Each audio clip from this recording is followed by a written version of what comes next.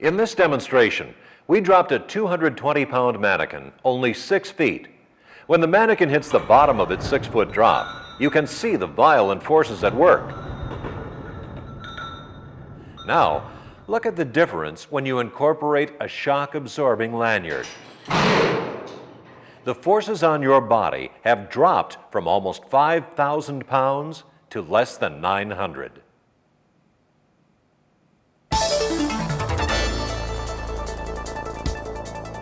Hey John, are you ready up there? Yeah, let's do it. Okay, bring it up 12 inches and west 70 feet. You're clear, John. You can bring it in. That's good. We have it.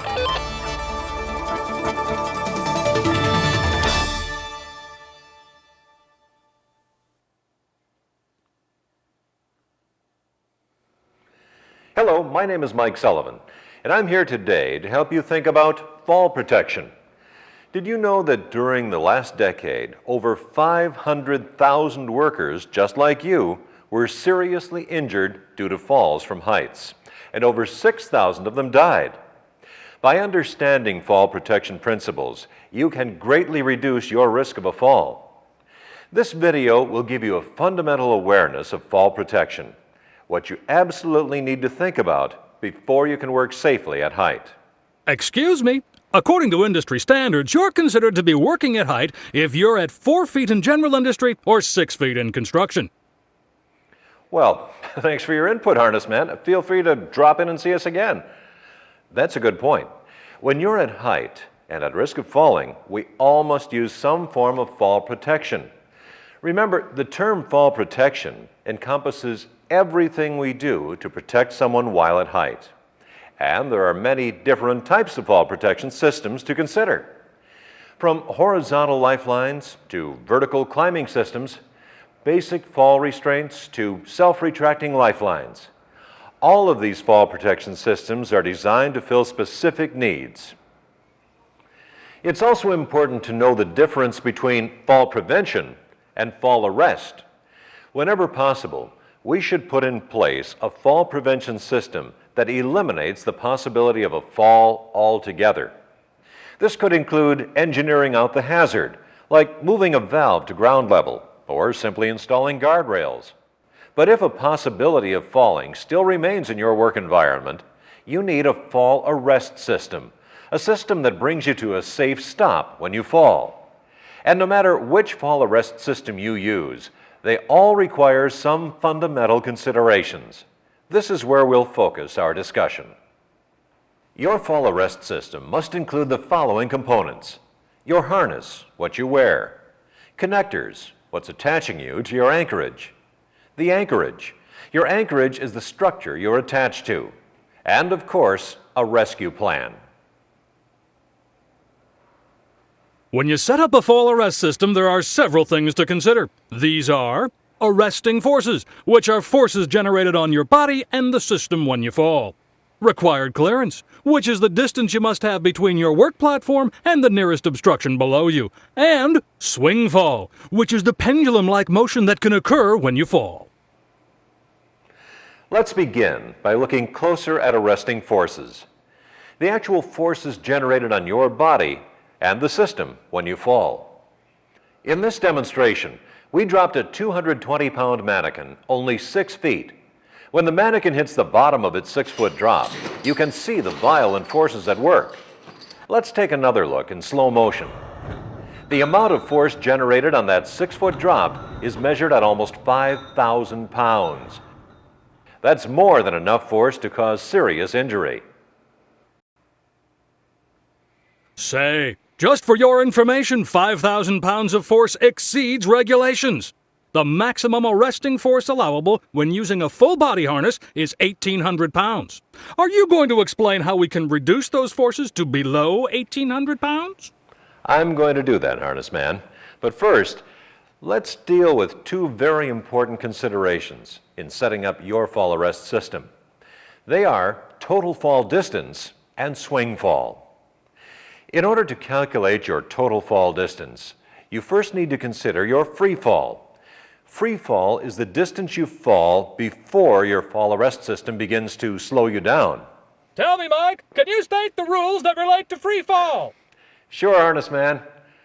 The rules say that fall arrest systems must protect you from contact with any lower level or obstruction, with generally no more than a 6-foot free fall. So, you're saying if the lower level is more than 6 feet below, all we need is a 6-foot lanyard and we're good to go? Well, no. There's more to it than just the length of your lanyard. The location of your anchor point plays a big factor in determining your free fall and your swing fall. Let's take a closer look at what we're talking about. If you're using a 6-foot lanyard connected to the dorsal D-ring of your body harness, and you connect the other end to an anchorage point at the same height, how far will you free fall? In this case, you'll free fall 6 feet, because that's the length of the lanyard that's connecting the 2 points together. However, how far will you free fall if you're connected to an I-beam 4 feet below your dorsal D-ring? In this case, you'll see a free fall of 10 feet. That's 4 feet to the I-beam plus the 6 feet of lanyard. Here you'll have exceeded the typical 6-foot free fall. So, is it safe to say that if we anchor ourselves at shoulder height with a 6-foot lanyard, we won't hit any obstructions below us if we fall? Well, no, I wish it were that simple, but there are still other factors that come into play. Free fall is just the first component of our total fall distance. To determine whether we have enough clearance below us, we must add our free fall distance plus our deceleration distance, the distance it takes for our system to slow us down and stop us. During deceleration, the system makes use of a shock absorber that will dissipate energy as it tears open and stretches. This process of slowing us down increases the length of our total fall distance. Regulations state that the deployment of a shock absorber may add a maximum of 3.5 feet to our fall distance.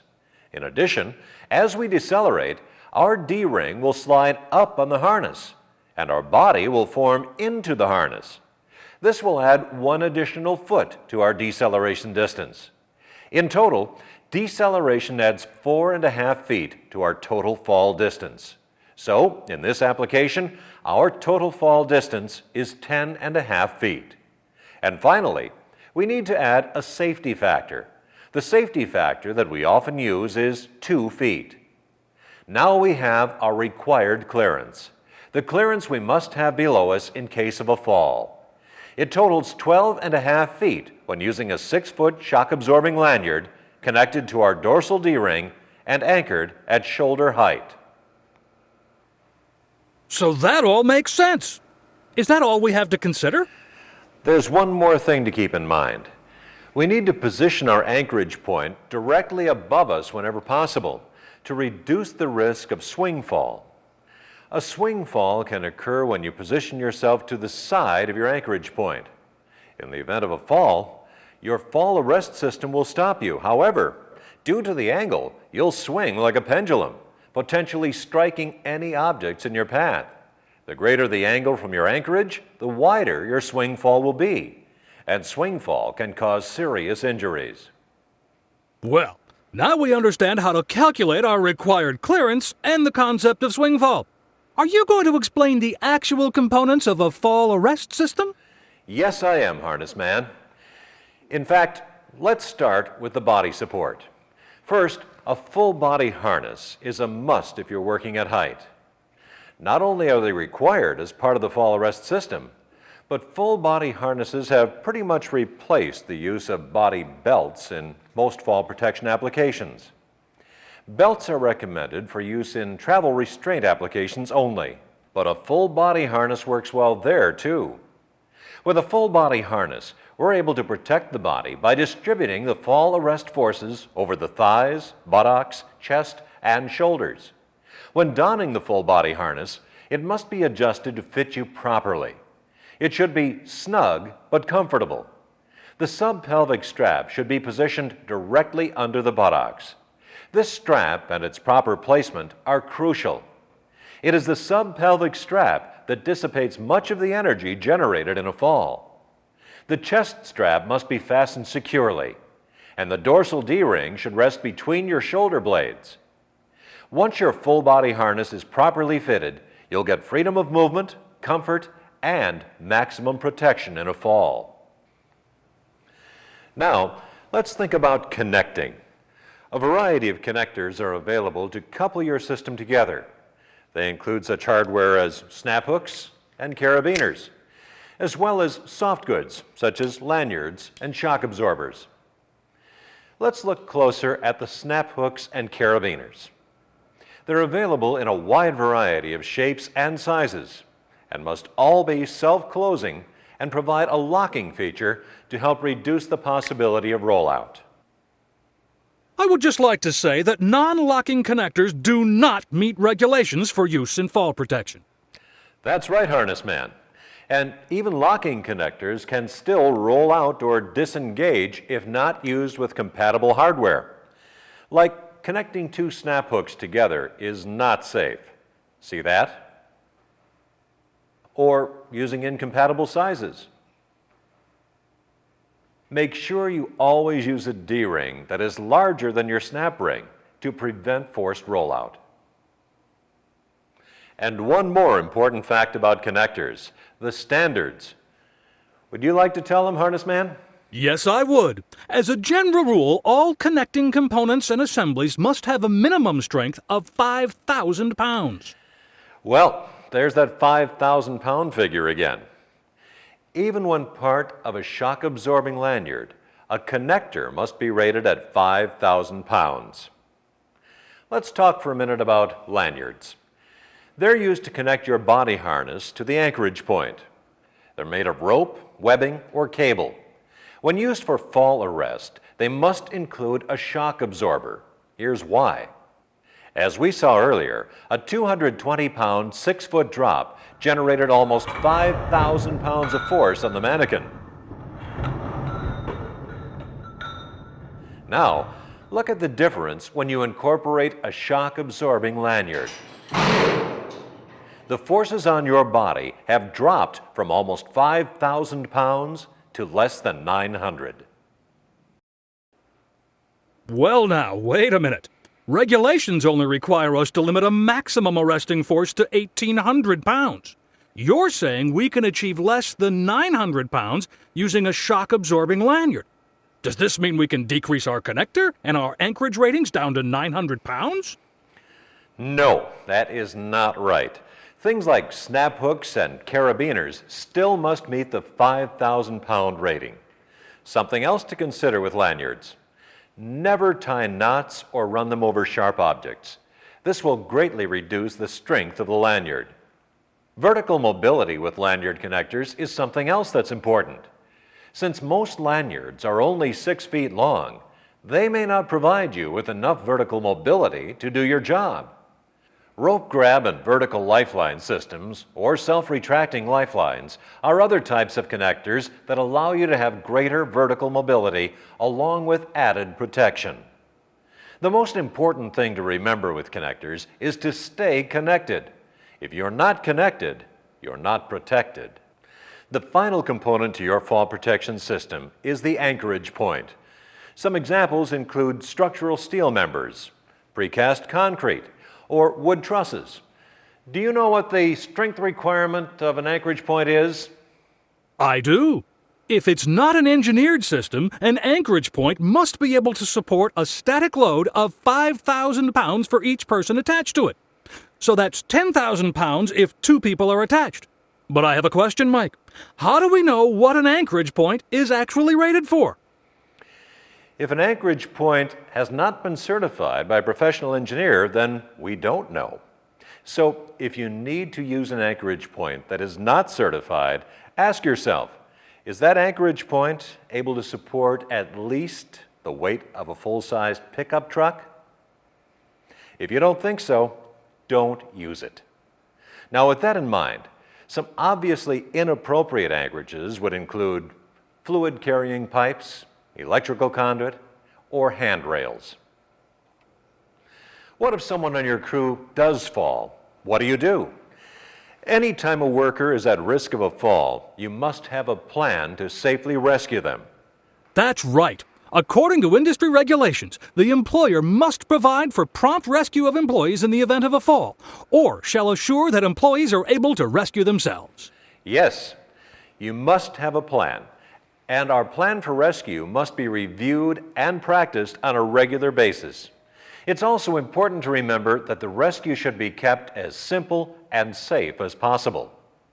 If calling 911 is your only rescue plan, then you must ensure that your local rescue professionals have the equipment and training required to perform your rescue. All your fall arrest equipment needs to be properly maintained. You should personally check all your components before each use and have an annual inspection performed by a competent person. While checking your equipment, be sure all the hardware is free of cracks, burrs, or corrosion, and all the working parts move freely, including the buckles and snap hooks. Be sure that all the plastic pads and keepers are in place and free of cuts or cracks. The webbing and rope should be free of any cuts and frayed or broken fibers. Check for tears, abrasions, burns, or discoloration. All the stitching should be intact. Check for pulled or cut stitches. Broken stitches may indicate that the equipment has been impact loaded and must be removed from service. Inspect all the labels to see that they're present and fully legible. If the labels are not, they should be replaced. Upon final inspection, record the results and date in an inspection log. If the inspection reveals any defective component, remove it from service immediately. We've covered a lot of information here today, so let's highlight what we talked about. Anytime workers are exposed to the hazard of a fall, they must be protected by a fall protection system. Remember, the term fall protection encompasses everything we do to protect someone while at height. And working at height means 4 feet or more for industrial applications and 6 feet for construction. If the possibility of falling exists in your work environment, you need a fall arrest system. A system that brings you to a safe stop with 1,800 pounds or less of arresting forces. A fall arrest system will have 4 components: an approved full body harness, connectors, including lanyards, shock absorbers, self-retracting or vertical lifelines, and rope grabs. Anchorages. Only suitable structural connection points should be used as an anchorage, and they must be capable of supporting 5,000 pounds per worker attached. And finally, a rescue plan. Always have a rescue plan. When using a fall arrest system, always consider the following. Determine your total fall distance. This includes your free fall distance plus deceleration distance. Now, add your safety factor and you have your required clearance. Finally, the positioning of your anchorage affects your free fall distance and your swing fall. Remember to keep your anchorage as close to directly overhead as possible. All your fall arrest equipment needs to be properly maintained. You should personally check all your components thoroughly before each use. And don't forget to log those inspections. Also, be sure to have an annual inspection performed by a competent person. Wow, that's a lot to remember. I guess that's why standards require training as one component of your fall protection plan. Exactly, Harness Man. And this video is just the beginning. A comprehensive training program should be developed to create the knowledge and skill base necessary to protect workers at height. Thanks for your time today, Harness Man. And to all of you, work safe.